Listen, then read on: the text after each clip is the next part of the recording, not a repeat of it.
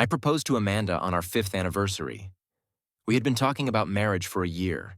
Both agreed we were ready. I planned a surprise dinner at the restaurant where we had our first date.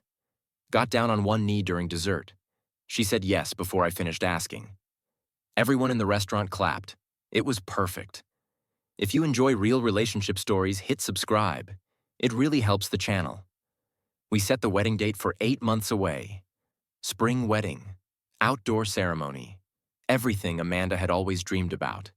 She took charge of most of the planning. I helped where I could. But honestly, she had a vision, and I trusted her to execute it. My main job was showing up and saying yes to things, which I was happy to do. 6 months into planning, Amanda scheduled a tasting at our wedding venue. The restaurant had a special events space. Beautiful garden area. Perfect for what we wanted. The tasting was set for a Saturday afternoon. 2 weeks away. We would try different menu options, pick our favorites, finalize everything. I was looking forward to it. Free fancy food, planning our wedding, time with Amanda, win all around. The week before the tasting, Amanda brought it up at dinner. She said she had been thinking. Maybe I should skip the tasting. I asked why. She said it might be better if she handled it alone, less overwhelming, easier to make decisions. I could just trust her choices. I said I wanted to be there. It was our wedding. I should have a say in the menu. She said of course I would have a say. She would just do the initial tasting, narrow it down to top choices. Then we could decide together. I said that seemed like extra work. Why not just do it together the first time? She got a little defensive, said she was just trying to make things easier, that wedding planning was stressful, that she wanted to handle some things herself. I said okay, if it was important to her. She seemed relieved, said thank you, that it would be better this way. I did not think much of it at the time. Amanda had been stressed about wedding planning. If doing the tasting alone helped her feel more in control, fine. I trusted her. The Saturday of the tasting came. Amanda left the apartment around noon, said the tasting was at 1. Would probably take 2 hours. She would be home by 3:30. I said, have fun. Text me pictures of the food. She said she would. Kissed me goodbye. Left. I spent the afternoon cleaning the apartment, running errands, normal Saturday stuff. Around 2:30 my phone rang. Unknown number, local area code. I almost did not answer. Probably spam, but something made me pick up. A woman's voice. Professional. Polite. She said she was calling from the restaurant. From the events department. I assumed it was about our wedding, maybe confirming final numbers, or asking about dietary restrictions. She said there was an issue with our tasting appointment. My stomach tightened. I asked what kind of issue. She hesitated, said this was awkward, but she felt I should know. She said they had me down as attending today's tasting, but only one person showed up on the modified reservation. I said yes, my fiancée. We changed it. She wanted to handle it alone. There was a long pause. The woman said, actually, there are 2 people here. Your fiancé and a male guest. My stomach dropped. I said what? Can you repeat that? She said your fiancé arrived with a man. They are doing the tasting together right now. We have them seated as a couple. The man introduced himself as the groom. I felt cold. I said there must be a mistake. She said she thought so too. Oh, that is why she is calling. She pulled up our file, saw my name, saw my number, thought I should know what was happening. I asked if she was absolutely sure. She said yes. She personally seated them. The man said he was the groom. Your fiancé did not correct him. They are sitting together. Very comfortable. Very familiar. I asked if she was sure. She said yes. She had the reservation pulled up. Original booking for 2. Changed 3 days ago to 1. But today 2 people arrived. The man said he was the groom. I felt like I could not breathe. I asked what the man looked like. She described him. Tall, dark hair, well-dressed. I did not recognize the description. I asked if she could tell me his name. She said she should not. Privacy reasons. But she felt I should know, since I was supposed to be there. I said I appreciate that. She said the reservation is under your name, but the credit card on file is your fiancé's. I said yes. She's handling wedding expenses. She said the man with her seems very familiar with her. They are sitting close, holding hands between tastings. She thought I should know, before they finalize menu choices. I thanked her. She said she was sorry. Hung up. I sat there holding my phone. My fiancé was at our wedding venue, tasting our wedding menu, with another man, who claimed to be the groom. I did not know what to do. Part of me wanted to drive there immediately, confront them. Part of me thought there must be an explanation, but I could not think of one. I called Amanda, straight to voicemail. She must have silenced her phone. I texted her, asked how the tasting was going. No response. I waited 20 minutes. Nothing. I got in my car, drove to the restaurant, got there at 3:15, walked inside, asked the hostess about the wedding tasting. She looked uncomfortable, said it was in the private dining room, down the hall, last door on the left. I walked down the hall, my heart pounding, reached the door. It was partially open. I could hear voices, Amanda's voice, and a man's voice I did not recognize. I pushed the door open. Amanda was sitting at a table, plates of food in front of her, wine glasses, a man sitting next to her, not across, next to her, close, his arm on the back of her chair. They both looked up. Amanda's face went white. She stood up fast, knocked her wine glass. It spilled across the table. She said my name. "What are you doing here?" I asked what she was doing here. With him? The man stood up, extended his hand, said, "I am Derek. Nice to finally meet you." I did not shake his hand. Asked who he was. Amanda said he is a friend. I said friends do not pretend to be the groom at your wedding tasting. Derek looked at Amanda. Said you did not tell him I was coming. Amanda said I was going to. I said going to when? After you finalized our wedding menu with him. She started to explain. I held up my hand, told her not to bother. I turned to Derek, asked how he knew Amanda. He hesitated, said they used to date. I asked when. He said college, 3 years together, broke up 6 years ago. I asked why he was here. He said Amanda asked him. Said she wanted his opinion on the menu, since he has good taste. I looked at Amanda. Asked if that was true. She nodded. Said Derek has experience with events. She thought his input would be helpful. I asked why she did not tell me. She said she knew I would not understand. I said you are right. I do not understand. I do not understand why my fiancée would ask her ex-boyfriend to our wedding tasting. I do not understand why she would lie about coming alone. I do not understand why he is sitting there pretending to be me. Amanda started crying. Said it was not like that. Derek was just helping. I asked the restaurant staff to give us privacy. They left quickly. I closed the door, looked at Amanda, asked her to tell me the truth, all of it. She wiped her eyes. Said Derek moved back to town 3 months ago. They reconnected, just as friends. He reached out on social media. They got coffee, caught up. It was innocent. I asked if they had been seeing each other regularly. She nodded. Said maybe once a week. Sometimes twice. I asked why she never mentioned it. She said she knew it would bother me. I said, of course it would bother me. You are spending time with your ex and not telling me, while planning our wedding. She said that was exactly why she did not tell me. She did not want me to make it a big deal. Derek was just a friend now. Nothing more.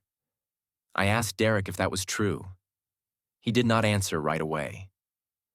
Amanda looked at him. Said tell him. Tell him we are just friends.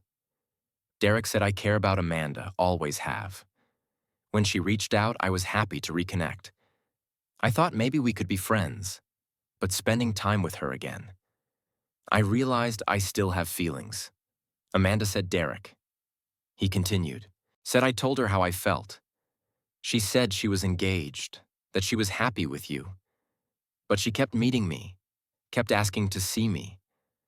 I thought maybe she felt the same way. I looked at Amanda, asked if that was true. Did she have feelings for Derek?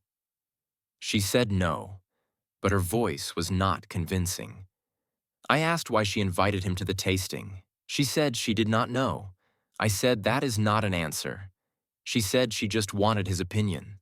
I said you wanted your ex-boyfriend's opinion on our wedding menu. The menu for our wedding, that you are planning with me. She did not respond. I asked if she wanted to marry me. She started crying harder, said yes, of course. But she sounded unsure. I asked if she still loved Derek. She said no.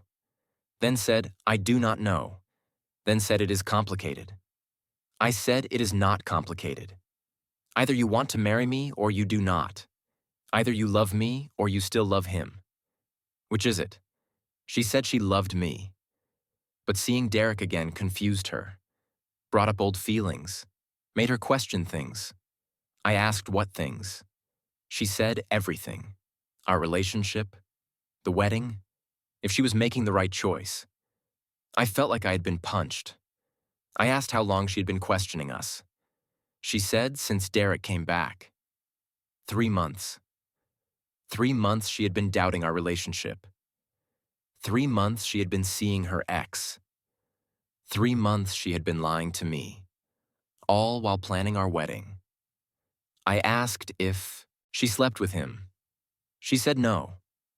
I asked if she wanted to. She did not answer. I looked at Derek, asked if they had been physical. He said no, but we talked about it, about what it would be like to be together again. I asked if Amanda was part of those conversations. He said yes. Amanda said it was just talk. Nothing happened. I said emotional cheating is still cheating, planning a future with someone else while engaged to me. That is betrayal. She said she was confused. She needed time to figure out her feelings. I said you had 3 months. You clearly have not figured it out, so I will make it easy. We are done. She said, no, please. We can work through this. I said there is nothing to work through. You have feelings for another man. You have been lying to me for months. You invited him to our wedding tasting. Our wedding. That tells me everything I need to know. Derek stood up. Said, maybe I should go? I said, yes. You should. He looked at Amanda. Said, call me later. She nodded. He left. I looked at Amanda. Said, I am calling off the wedding. She said, you are overreacting. I said, I am protecting myself from marrying someone who is not sure she wants to marry me. She said she was sure. Derek just confused her. If he left, she would be fine. We would be fine. I said no. Because even if Derek left, I would always know that you had doubts, that you needed to explore feelings for him, that I was your second choice. I deserve to be someone's first choice. She cried. Said I was her first choice? I said your actions say otherwise. I left the restaurant. She followed me to the parking lot, begging me to reconsider. I got in my car, drove home. She called 20 times. I did not answer. When I got home, I started making calls. Canceled the venue. Canceled the caterer. Canceled everything. Lost thousands in deposits. Did not care. Better to lose money than marry someone who was settling for me. Amanda came home an hour later. I had packed her things, put them by the door. She saw the bags, started crying, said we needed to talk. I said there is nothing to talk about. She said she would cut off Derek completely, never see him again, never talk to him.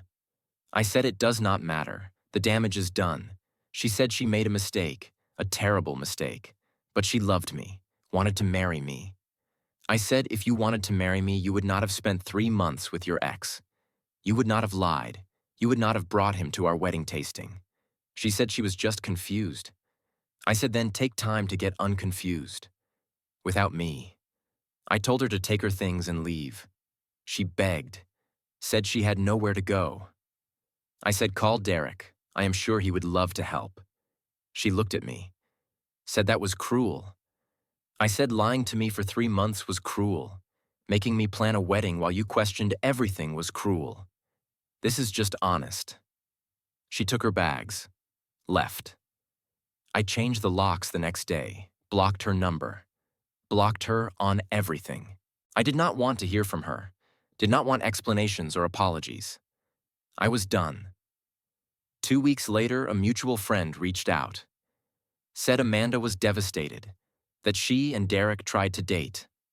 Lasted 5 days. She realized she made a huge mistake, that she wanted me back. I told the friend no. Amanda made her choice. She chose to lie, chose to explore feelings for Derek, chose to risk our relationship. Now she had to live with the consequences. The friend said people make mistakes. I said some mistakes are too big. This was one of them. It has been 3 months. I have not spoken to Amanda. I heard she moved to a different city, fresh start. I hope she figures out what she wants. But it will not be with me. I am doing better. The first month was brutal, explaining to everyone why the wedding was off, dealing with the questions, the pity, the judgment from people who thought I gave up too easily. But I know I made the right choice. I deserve someone who is certain about me, who does not need to test the waters with an ex, who does not lie for months. Amanda was not that person. Maybe she did not mean to hurt me. Maybe she was genuinely confused. But impact matters more than intent. And the impact was that I felt like a backup plan, like she was keeping me around while figuring out if she wanted Derek. I refuse to be anyone's second choice. I am dating someone new now. We have been seeing each other for a month. It is early, but it already feels different. She does not have an ex in the picture. No complicated history, no lies, just honesty. She asked about my last relationship. I told her the truth, that my ex was not over her ex, that she lied about seeing him, that I called off the wedding. She said that must have been hard. I said it was. But it was the right thing to do. She said she respected that boundaries and honesty matter. I agreed. Sometimes I think about that day at the restaurant, walking in and seeing them together. So comfortable, so close, like they belonged together.